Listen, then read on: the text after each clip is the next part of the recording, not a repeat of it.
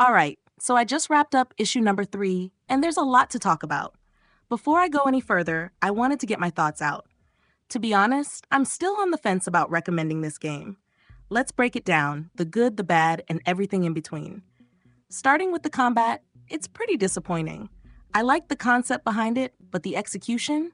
Not so much. It's often way too easy, way too short. I do enjoy the banter during fights, but it gets annoying when it's constantly interrupted and reset every time you use an ability. And some of the dialogue just feels forced, like it's there to make a point rather than add to the story. Which brings me to the next point. I'm all for progressive ideas and social justice, but man, this game lays it on thick. I'd prefer more game, less commentary. It makes the characters feel flat, like they're just vehicles for an agenda, rather than fully realized people.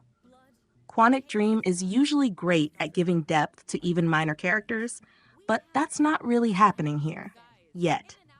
The side characters so far feel pretty shallow. Also, not every villain needs to share the same values as the heroes. It makes the confrontations feel like a joke. There's no real tension when the supposed bad guys aren't even intimidating.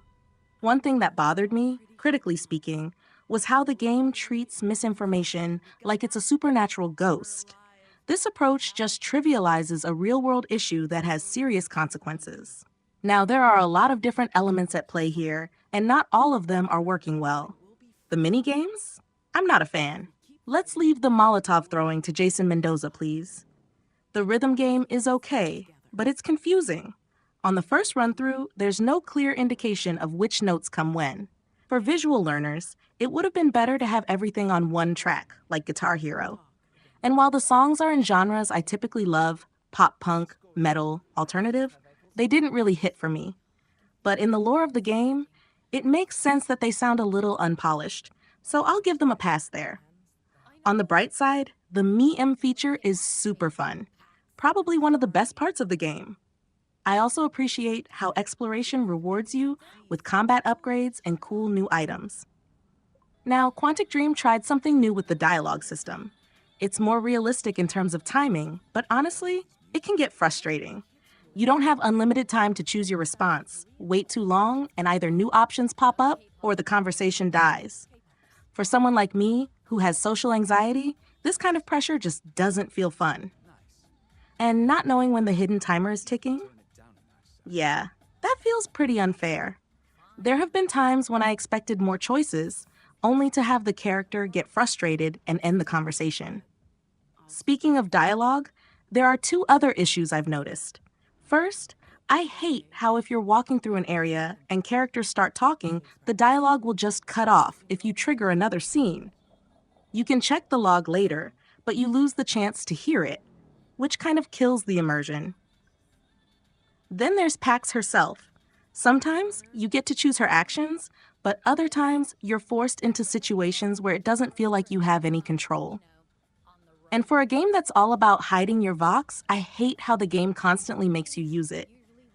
I'm fine with playing characters who don't align with my personality, but don't pretend I have a choice when I really don't. On the positive side, I love the investigation puzzles. Classic Quantic Dream stuff. They're challenging enough to make you think, but not so hard that you're stuck forever.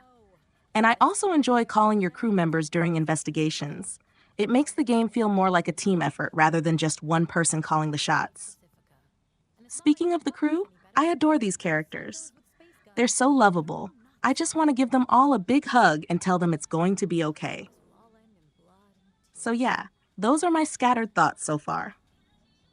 It's hard to say whether I'd recommend this game yet.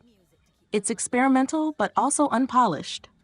I don't hate it, but maybe it needed more time to come together.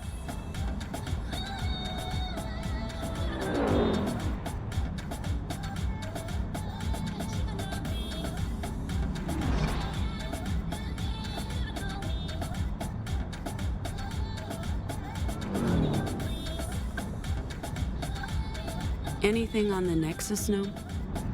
Nothing about a daring heist committed by an